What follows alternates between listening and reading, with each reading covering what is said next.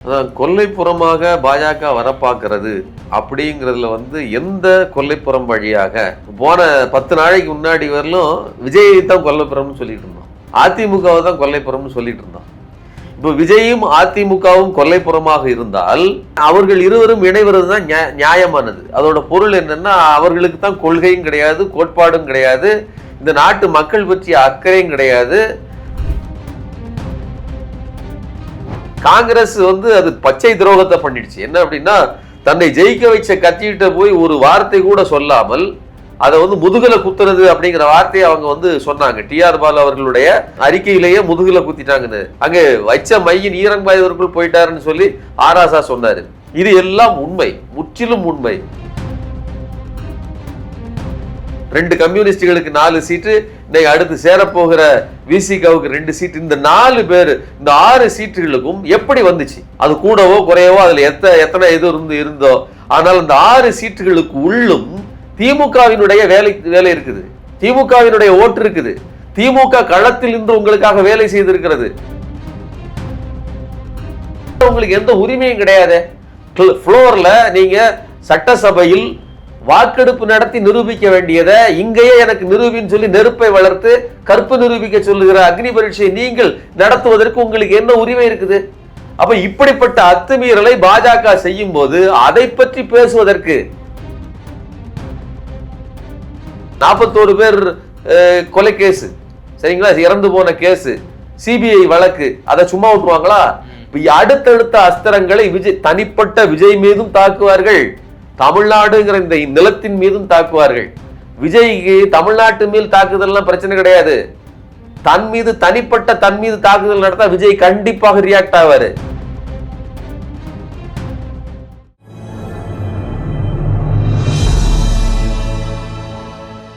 Tamil news நேரலுக்கு வணக்கம். இன்றைய சிறப்பு நேர்காணலில் நம்முடைய இருந்திருப்பவர் ஊடகவியலாளர் திரு சுமன் கவி சார். சார் வணக்கம். வணக்கங்க சார்.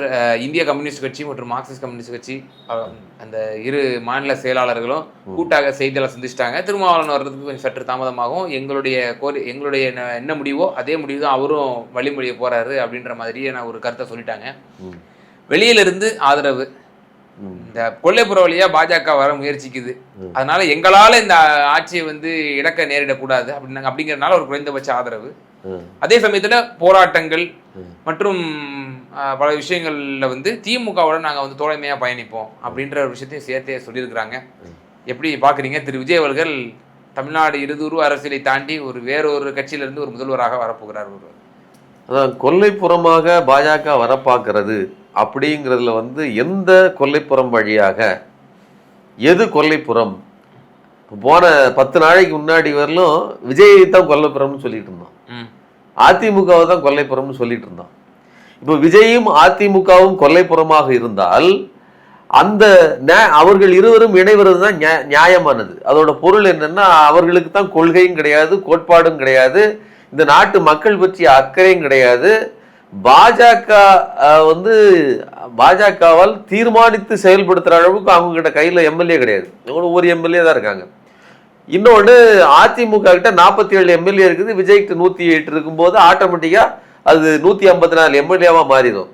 அது ஒரு ஸ்ட்ராங் கவர்மெண்ட் ஆகும். ஆனா நீங்க என்ன பண்றீங்க அப்படின்னா, விஜய்ங்கிற ஒரு கொல்லைப்புறத்தை, அதாவது அதிமுகவும் விஜய் இணைவதற்கு பதிலாக நீங்க முன்னாடி போய் நீங்க அதை இது பண்றீங்க. காங்கிரஸ் அது பச்சை துரோகத்தை பண்ணிடுச்சு. என்ன அப்படின்னா, தன்னை ஜெயிக்க வச்ச கத்திட்ட போய் ஒரு வார்த்தை கூட சொல்லாமல் அதை முதுகுல குத்துறது அப்படிங்கிற வார்த்தையை அவங்க சொன்னாங்க. டிஆர் பாலு அவர்களுடைய அந்த அறிக்கையிலேயே முதுகுல குத்திட்டாங்கன்னு, ஈரம் காய்வதற்குள் அங்கே வச்ச மையின் ஈரங்காயவர்கள் போயிட்டாருன்னு சொல்லி ஆராசா சொன்னாரு. இது எல்லாம் உண்மை, முற்றிலும் உண்மை. எடப்பாடி தான் துரோகத்தின் அடையாளம் அப்படின்னு நம்ம சொல்லிட்டு இருந்தோம். அப்படி இல்ல, ராகுல் தான் உண்மையான துரோகத்தின் அடையாளம், தேசிய அடையாளம் அப்படிங்கிறத அவர் நிரூபிச்சிட்டாரு. ஒரு நன்றி கூட தெரிவிக்காமல் இந்த மாதிரி ஜெயிச்சிருக்கிறோம் அப்படின்னு சொல்லி ஒரு கைகுலுக்கு ஒரு நாகரீகமா கூட பிரிஞ்சு போகாம நேரடியா போயிட்டாங்க. மற்றபடி கம்யூனிஸ்டுகள் போய் முதல்வரை பார்த்தாங்க, அதே மாதிரி தொல் திருமாவளவன் அவர்களும் பார்த்தாங்க. இப்ப அவர்களும் என்ன பேசியிருப்பாங்க அப்படின்னா, ஏற்கனவே நான் எதிர்கட்சியாக செயல்படுவேன்னு விஜய்க்கு வழி விட்டுட்டார். இதை விட பெருந்தன்மையா யாரும் இயங்க முடியாது. நாங்க எங்களுடைய பாதையில் இருக்கிறோம், நாங்கள் வந்து ஆட்சிக்கு பங்கு இதுக்கு பண்ண போறதில்லை, முயற்சிக்க போறதில்லை. சிலர்லாம் சொல்றாங்க இல்லையா, திமுக அதிமுக இரண்டும் இணைந்து அதுக்கெல்லாம் நாங்க முயற்சிக்க போறதில்லை, விஜய் முயற்சி செய்யட்டும் அப்படின்னு சொல்லிட்டாரு. இதை விட தெளிவாக யாரும் சொல்ல முடியாது.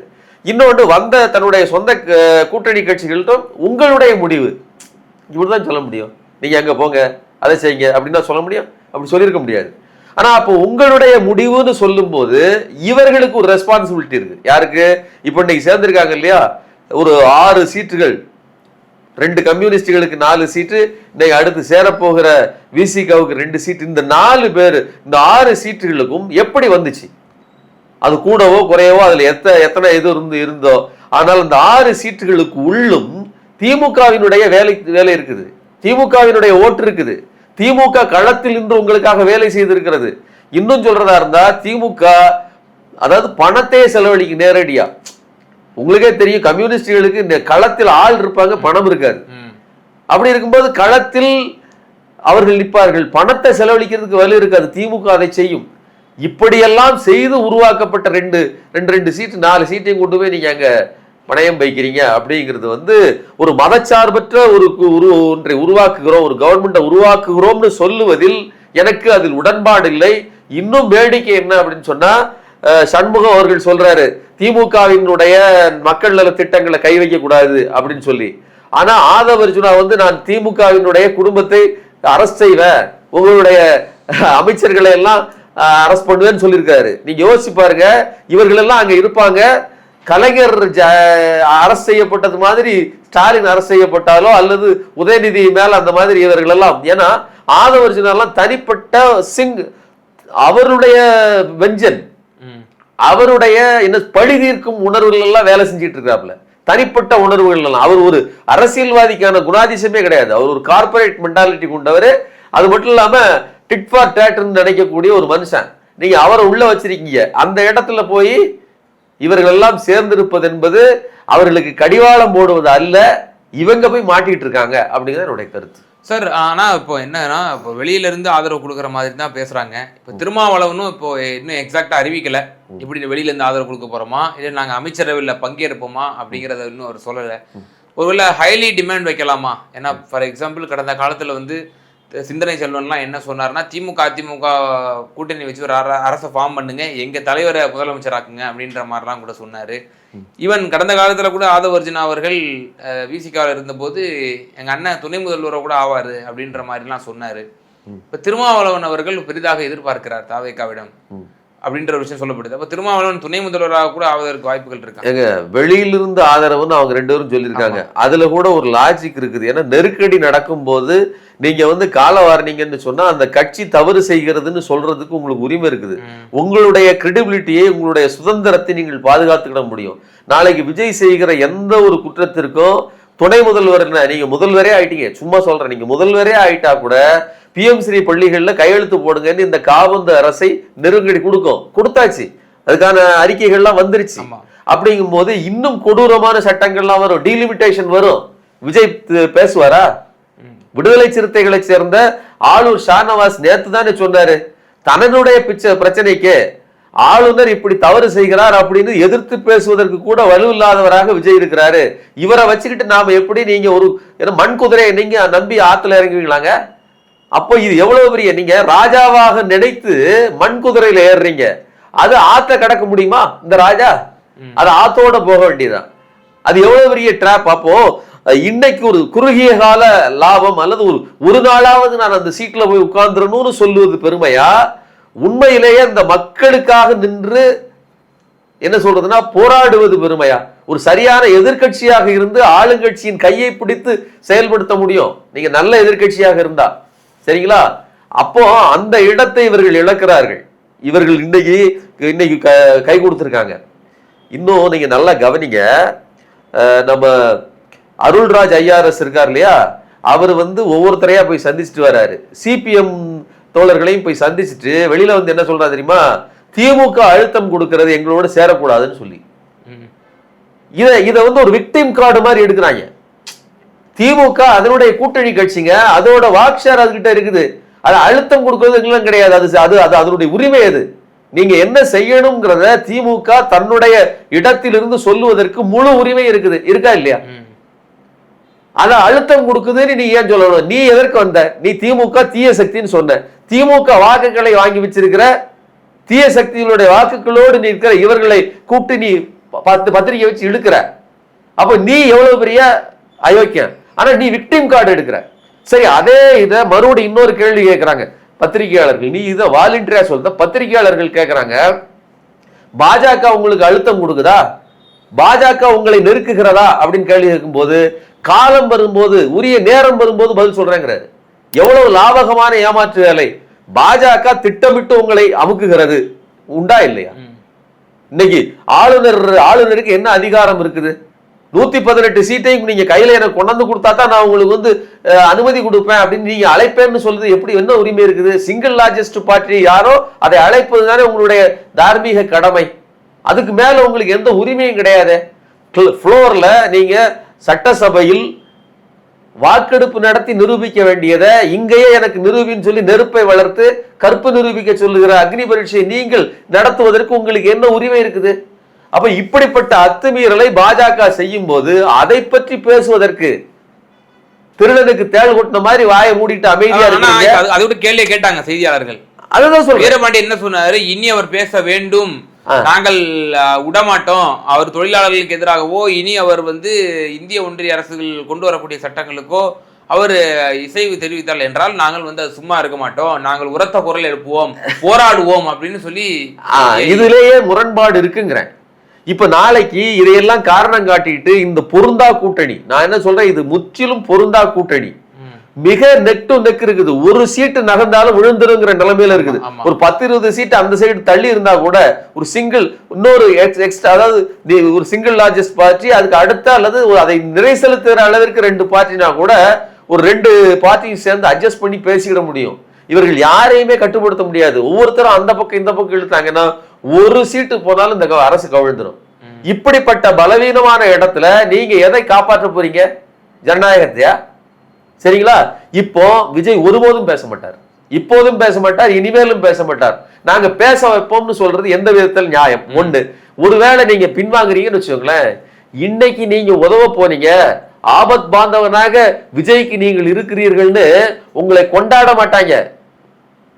இன்னைக்கு இருக்கிற சோசியல் மீடியாவில் எல்லாரும் என்ன பண்ணுவாங்க, உங்களை கொண்டாட மாட்டாங்க. நாளைக்கு இழுத்து வெளியில வந்தீங்கன்னா திமுக சொல்லி உங்களை இழுத்துருச்சு, காலவாரிடுச்சு, திமுக திட்டம் போட்டு சதி செய்து விஜய் முதல்வராக இருப்பது பிடிக்காமல் காலி செய்து விட்டதுன்னு பேசுவதற்கு தயங்க மாட்டாங்க. புரியுதா உங்களுக்கு? இது எவ்வளவு பெரிய பிரச்சனை. அப்போ நாளைக்கு இன்னொரு இதை என்ன பண்ணுவார் தெரியுமா? திமுக தலையிலேயே தூக்கி வச்சுட்டு நாங்கள் ஆட்சி நடத்தணும்னா வேற வழி இல்லை, பாஜகவோட அட்ஜஸ்ட் பண்ணி தான் போகணும், அது சொல்றத கேட்கிறோம், அதனால அதிமுகவோட கூட்டணி வைக்கிறோம்னு போவாங்க. நீங்க ஏன் அவசரப்படுறீங்க? இப்பவே காத்திருந்தால் கொஞ்சம் சில ஜனங்கள் அதிமுக தானே செய்யுது. அதிமுக என்ன பண்ணுது? காத்திருக்குது, வெயிட் பண்ணுது, வெயிட் அண்ட் சி. அது என்ன சொல்லுது? எடப்பாடி பழனிசாமி இங்க புதுச்சேரியில 41 பேரோட இருக்கிறாரு. 7 பேர் தான் அதிருப்தி, 7 பேர் அது வரல. அதுலயும் ஒருத்தர் சிவி சண்முகம் வெளியில அங்க இதுக்கு போயிருக்காரு. அவங்களும் வந்துருவாங்கன்னு வச்சுக்கலாம், எங்கேயும் போயிட முடியாது.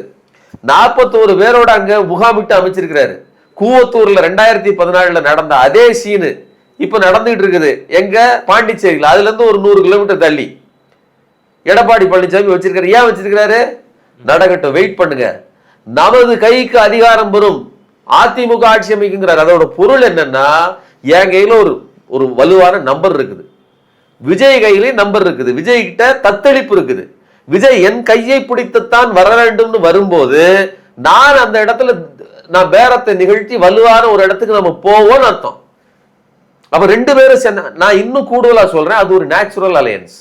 அது பாஜக அலையன்ஸ், அது அந்த அலையன்ஸ், எதை வேணாலும் சொல்லுங்க, அது ஒரு இயற்கையான அலையன்ஸ். 2 பாஜகவின் ப்ராக்சிகள் இணைந்து செயல்படுறாங்க.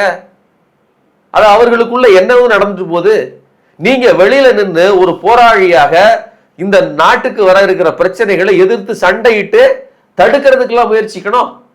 அன்னைக்கு விஜய் நான் இவர்களோடு, அதாவது பாஜகவோடு நான் கைகோர்ப்பதற்கு திமுக தான் காரணம், நான் அதிமுகவோடு கைகோர்ப்பதற்கு சிபிஎம் தான் காரணம், விடுதலை சிறுத்தைகள் திருமாவளவன் தான் காரணம்னு மொத்தமா தூக்கி பாவத்தை எல்லாம் இவர்கள் தலையில் கட்டிடுவாரு. திருமாவளவன் என்ன சொன்னார்னா, இப்போ இந்த ஷார்டேஜ் ஆகும்போது பெரும்பான்மைக்கு அவர்கள் அடித்த கட்சிகளை எல்லாம் பாருங்க, அவங்களுக்கு 118ங்கிற நம்பர் கிடைக்கணும் அப்படிங்கிற ஒரு இதுக்காக அவங்க வந்து அழைக்கல, செலக்டிவான சில கட்சிகளை மட்டும் தான் அழைக்கிறாங்க, முற்போக்கு சக்திகளை மட்டும் தான் அழைக்கிறாங்க, நாங்களும் அழைக்கப்பட்டிருக்கிறோம், அதனால வந்து சங் பரிவாரனுடைய ஆதிக்கம் தமிழ்நாட்டில் வரக்கூடாது, நாங்க ஒரு விஷயத்துல சாதிச்சிட்டோம், பிஜேபியினுடைய ஆட்சி இங்க வரல அப்படின்ற ஒரு விஷயத்த வந்து திருமாவளவன் இல்ல. இப்பவும் நான் என்ன கேக்குறேன், அதிமுக சங் பரிவார அமைப்பினுடைய இப்போ இன்னைக்கு அதாவது விசிகாவின் கருத்துப்படி போன வாரம் தாவேக்காவும் சங் பரிவாரின் ஒரு முகம்தான், பிள்ளைதான், அதிமுகவும் ஒரு பிள்ளைதான், சீமான் குறிப்பிட்ட சீமானும் ஒரு பிள்ளைதான். இன்னைக்கு அதிமுக தாவேக்கா புனிதராயிடுச்சு. நான் என்ன கேட்கிறேன், நாளைக்கு சேர போறது அதிமுகவும் தாவேக்காவும் தான், நீங்க கிடையாது. சரிங்களா? அதிமுக இப்போ உங்க கணக்குப்படி தாவேக்கா இன்றைக்கு பாஜகவின் பிள்ளை இல்லை அப்படிங்கும் போது அதிமுகவும் அப்படித்தானே, அதிமுகவும் பிரிஞ்சு வந்துட போகுது, பாஜகவோட டைஅப்ல வச்சு இருக்குன்னு அவசியம் இல்லைங்க. சரிங்களா? இது ஒண்ணு. இன்னொன்னு சொல்றேன், பாஜக நேரடி டைஅப்லேயே கூட வரும், எங்களையும் சேர்த்துக்கோன்னு சொல்லும். ஏன்னு கேளுங்க, 2029 தேர்தல் தான் அவர்களுக்கு ரொம்ப முக்கியமானது. இன்னைக்கு நடந்திருக்கிறது, இன்னைக்கு இந்த பெரிய உடைப்பை ஏன் பாஜக இவ்வளவு முன்னின்று நடத்துது? நீ முன்னின்றுனா அருவமாக நின்று நடத்திட்டு இருக்க ஆளுநர் அவ்வளவு வேலைகளை காட்டுறாரு. ஏன் நடத்துறாங்கன்னா 40 சீட்டை ஜெயிச்சு கொடுக்குறாங்க. இந்த மாநிலம் ஜெயிச்சு கொடுக்குது, 2 புதுச்சேரியும் சேர்த்து. திமுகவும் காங்கிரசும் இணைந்திருப்பதனால்தான் தன்னுடைய சிஎம் பிஎம் போஸ்டுக்கு பிரதமர் பதவிக்கு எதிர்ப்பு இப்படி ஒரு இது இருக்குது, இதை உடைக்கணும் அப்படின்னு நினைக்கிறாரு. அதை சாதிச்சிட்டாங்க. இன்னைக்கு விஜயோடு சேர்ந்திருந்தா நாளைக்கு 2029 காங்கிரசுக்கு இன்னும் ஒரு வலு கிடைக்குமா கிடைக்காதா? அதையும் காலி பண்ண வேண்டிய தேவை இருக்குதா இல்லையா? அப்போ விஜயோடு காங்கிரஸ், நான் சொல்றேன், காங்கிரஸ் யாரோடு சேர்ந்திருந்தாலும் அதை காலி பண்ணும். இப்ப இவங்க என்ன, மோடி எப்படி பாப்பாரு இந்த கூட்டணியை? ஒரு பக்கம் காங்கிரஸ் பிடிக்காத காங்கிரஸ் இந்த மாநிலத்துல கூட்டணி வச்சு அமைச்சராக போகுது, இன்னொன்னு சிபிஐ சிபிஎம்மும் அவங்களோட கொள்கை எதிரியா கருதப்படக்கூடிய கட்சிகள் அவங்களும் கூட்டணி வைக்கிறாங்க, விசிகாவும் அது மாநில கட்சி, அதை விட்டுருங்க. இப்ப மோடிஜி எப்படி பாப்பாரு, மத்திய பாஜக எப்படி பாப்பாரு? அதைத்தான் சொல்றேன் 2029 இதே கூட்டணி தொடர்ந்ததுன்னா காங்கிரஸ் வெகு நல்ல நம்பருக்கு வாங்கும், விஜய் டச் கேட்டு அதிக நம்பர் வாங்கும். விஜய்க்கு ஒருவேளை இது இன்னைக்கு இருக்கிற இதே பாப்புலாரிட்டி தொடர்ந்ததுன்னா, இன்னொரு 3 வருடங்களுக்கு தொடர்ந்ததுன்னு வச்சுக்கோங்களேன், அவர் அம்பலப்படுவார். 3 வருடங்கள்ல அவர் அம்பலப்படுவார். அதுல எனக்கு பெரிய நம்பிக்கை இருக்குது. 3 இல்ல, இன்னும் 4 மாதங்களுக்குள்ளே அம்பலப்படுவார். இந்த கூட்டணியே இன்னும் சின்ன பின்னமாக போகுது. இதெல்லாம் என் சாபம் கிடையாது, இதெல்லாம் சட்டம். சரிங்களா? இதுதான் ரூல்ஸ். ஆனா இதற்கு மத்தியில் விஜயினுடைய அந்த கரிஷ்மா அப்படியே இருந்துச்சுன்னா இவர்கள்ட்ட நல்ல நம்பர் வாங்கி 2 பேரும் ஜெயிக்கிறாங்கன்னு வச்சுக்கோங்க, ஒரு குறிப்பிட்ட அளவு ஜெயிச்சா அது யாருக்கு பாதகம்? மோடிக்கு தான் பாதகம். அப்ப மோடி அதை விட்டுருவாரா? தமிழ்நாட்டில் இந்த சட்டமன்றத்தை கலைக்க வேண்டும், அதை நிலைநில்லதாக மாற்ற வேண்டும்ங்கிறது எவ்வளவு முக்கியமோ அதை விட 3 மடங்கு முக்கியமானது பிஎம் தேர்தல், நாடாளுமன்ற தேர்தல். அதுல எவ்வளவு கவனம் செலுத்துவாங்க? அப்போ கண்டிப்பாக விஜயும் காங்கிரஸ் இல்ல, காங்கிரஸ் எங்கே சேர்ந்தாலும் அந்த அணியை காலி செய்வதற்கு மோடி வேலை செய்வார். புரியுதா உங்களுக்கு? அப்ப அவருக்கு என்னென்னலாம் நெருக்கடிகள் சந்திக்க வேண்டிய என்னென்னலாம் ஏற்கனவே 2015 15 கோடி ரூபாய் கணக்கில் வராத பணத்தை வைத்திருந்ததாக புலி படத்துக்கு வந்த கேஸ், அது மறுபடி ஹியரிங்க்கு எடுத்தாச்சு. நீங்க கரெக்டா யோசிச்சு பார்க்கணும். 2017 சசிகலாவோட பதவி ஏற்புக்கான சூழ்நிலை, இதே சூழ்நிலை வரும்போது சொத்து குவிப்பு வழக்கு அடுத்து ஹியரிங் வருது. அது எப்படி கரெக்டா வரும்? மோடி அமித்ஷா நினைச்சா எல்லாம் கரெக்டா பொருந்தி வரும். இப்ப விஜய்க்கு அப்படி ஒரு நெருக்கடியை கொண்டாந்துட்டாங்க. இப்ப நீங்க 1.5 கோடி ரூபாய் கட்டினீங்க அப்படின்னு சொன்னா ஆரம்பிக்கும் போதே நீங்க ஒரு ஊழல் கரைபடிந்த அதை ஒத்துக்கிட்டு கையெழுத்து போட்டுட்டு நான் ஆமாங்க நான் ஃபைன் கட்டிட்டேன்னு சொல்ற ஒரு ஆளாயிருவீங்க. அது மட்டும் கிடையாது, அடுத்த அஸ்திரம் இருக்குது. 41 பேர் கொலை கேஸ், சரிங்களா? இறந்து போன கேஸ், சிபிஐ வழக்கு, அதை சும்மா விட்டுருவாங்களா? அடுத்தடுத்த அஸ்திரங்களை தனிப்பட்ட விஜய் மீதும் தாக்குவார்கள், தமிழ்நாடுங்கிற இந்த நிலத்தின் மீதும் தாக்குவார்கள். விஜய்க்கு தமிழ்நாட்டு மேல் தாக்குதல்லாம் பிரச்சனை கிடையாது. தன் மீது தாக்குதல் நடத்தா விஜய் கண்டிப்பாக ரியாக்ட் ஆவாரு. அவரால் பொறுத்துக்கிட்டே முடியாது. அப்போ வேற வழியே இல்ல. பாஜக என்ன சொல்கிறதோ அதைத்தான் விஜயால் செய்ய முடியும். சமரசம்னா இருந்துகிட்டு அமைதியா சமரசம் கிடையாது, அது சொல்லுகிறதான் செய்வாங்க. சரி, அப்போ இப்படிப்பட்ட ஒரு நீங்க வந்து ஃபியூச்சர்ல நடக்கக்கூடிய ஒரு பின் விளைவுகளையும் ஆபத்தையும் நீங்க விளக்குறீங்க. இப்போ இந்த கூட்டணி அமைந்திருக்கக்கூடிய கூட்டணி சிபிஐ, சிபிஎம், கம்யூனிஸ்டுகள் ஒரு விளக்கங்கள் கொடுக்குறாங்க. திமுகவோட நாங்கள் போராட்டங்கள்லாம் பண்ணுவோம், பட் ஆனால் நாங்கள் கவிழக்கூடாதுங்கிறது ஆதரவு கொடுக்குறோம் அப்படின்றாங்க. இவர்கள் செய்திருக்கக்கூடிய இந்த நடவடிக்கைக்கு என்ன சொல்ல வரீங்க? நிறைவான கருத்தை சொல்றேன். நிறைவான கருத்து வந்து இது என்ன சொல்றதுன்னா, பிழைக்காத ஒரு உயிருக்கு ஆபரேஷன் பார்க்கறது மாதிரி ஆன ஒரு வேலை. அதாவது முற்றிலுமா மூளைச்சாவு அடைந்தவர்களை இதுக்கு மேல தேற்ற முடியாதுங்கிற நிலைமையிலையும் போட்டு உட்காந்து நீங்க ஆபரேஷன் பண்ணிட்டு இருப்பாங்களா? ரமணா படத்துல செய்யற மாதிரி பணத்துக்கு ஆபரேஷன் பண்ற வேலை இது இவர்களுக்கு தேவையில்லாதது. இதற்கு உயிர் கொடுக்கிற ஆற்றல் அமித்ஷாவுக்கும் மோடிக்கும் தான் இருக்கிறது. அதை அதிமுகவை கொண்டுதான் அவர்கள் செய்வார். அதிமுக தான் அந்த கூட்டணி அமைஞ்சாதான் அது நேச்சுரல் அலையன்ஸ். அது செய்கிற அட்டூழியங்களை எல்லாம் எதிரணியிலிருந்து போராடி நாம் வந்து எப்படி 2017-21 திமுக மற்றும் அதன் கூட்டணி கட்சிகள் போராடியதோ அப்படி போராடிதான் விஜயையும் அதிமுகவையும் அம்பலப்படுத்தணுமே தவிர கூட்டணி சேர்ந்து நாங்க வந்து சமூக நீதியை நிலைநிறுத்த போறோம்ங்கிறது சுத்த தவறான மோசமான ஒரு மொண்ணையான ஒரு கடைபிடிப்பு, ஒரு யுத்தி அப்படிங்கிறது என்னுடைய கருத்து. நிச்சயமா சார், புதிய ஒரு அரசு அமைய போகிறது. அது சந்திக்கக்கூடிய சவால்கள் மற்றும் அந்த கூட்டணி நிலைக்குமா என்பது போன்றவற்றை என பல கேள்விகளுக்கு வந்து ரொம்ப தெளிவாக பதில் சொன்னீங்க. ரொம்ப நன்றி சார்.